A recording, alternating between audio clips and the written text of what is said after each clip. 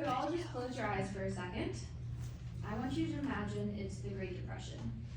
Thousands of banks have closed, your savings are gone, you're struggling to put food on your table, you're really scared.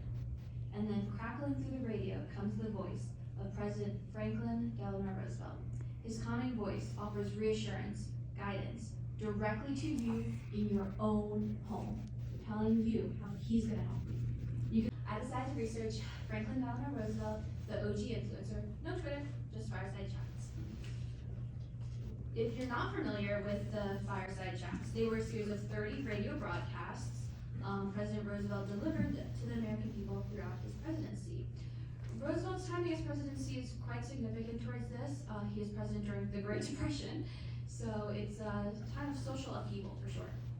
These chats were super innovative. At the time, the radio was the new thing. Everyone had one in their home, everyone wanted one, it was a game changer. Roosevelt's Fireside Chats allowed him to connect directly and personally with the American people. The broadcasts increased accessibility because they were physically easier to access and easier for the average person to understand. They lacked the traditional political jargon that sometimes news can have. The American people connected with these chats so much that they would have a picture of FDR by their radio. Can you guys imagine that for a minute? If you look at my living room right now, I don't have a single picture of my family. It's cats. You could ask. They're in the back. But they had a picture of the president.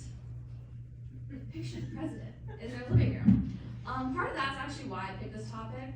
I just found that so interesting, like to be so attached to the picture of the president. Anyway, so from my capstone, I had two big questions I wanted to find the answer for. First off, how did Roosevelt use the radio to revolutionize the way future presidents communicate with the American people? And second, what did later presidents do to follow in Roosevelt's footsteps? To answer these questions, I found my research primarily focused on three types of sources. I spent hours listening to the actual Fireside Chats Roosevelt broadcast. I found letters that were sent to Roosevelt, and I read a lot of secondary sources. For the Fireside Chats, I listened mostly to the earlier ones.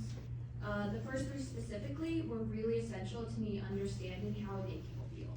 When listening, I tried to do what I told you guys to do. I closed my eyes, and I tried to visualize how I would feel as an American who was struggling to hear the president tell me how his policies are going to help me personally. I listened to the later chats too, of course. They didn't set the tone the way the earlier ones did. In the earlier ones, Roosevelt even told the American people his audience, his goals. He told them directly what he wanted to get out of these chats, and that's why I found those so influential. During Roosevelt's presidency, he received an unprecedented amount of letters. These letters taught me the far-reaching impact of Roosevelt's communication skills and his major popularity, and in general how Americans felt about him. I was able to prove all of this with just a couple of letters in my paper. Moving on to secondary sources, these were essential to crafting my argument.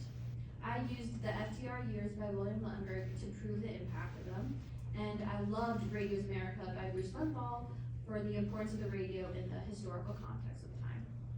There were some articles by Richard W. Steele, which were great for understanding Roosevelt's PR strategy and the general public opinion.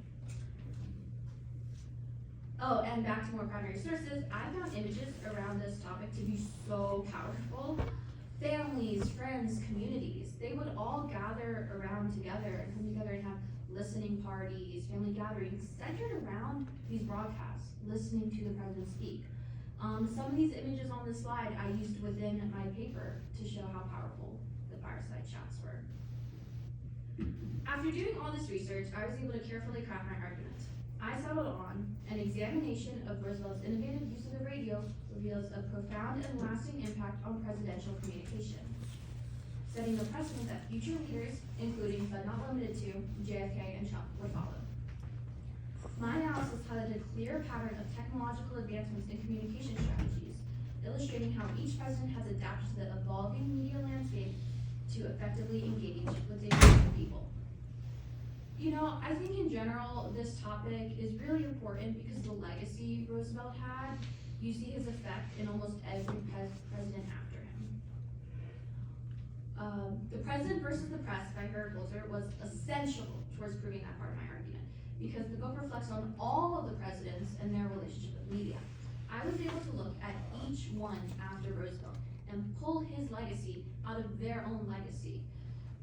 Whether that be JFK's stage presence, or Ronald Reagan, the Hollywood star, or Obama being the first on social media, and now Trump, even more direct and personal, using Twitter as his own personal battery. This leads to my biggest issue while researching though. Everything was very narrow-minded. Historians just wanted to talk about Trump, or they just wanted to talk about JFK.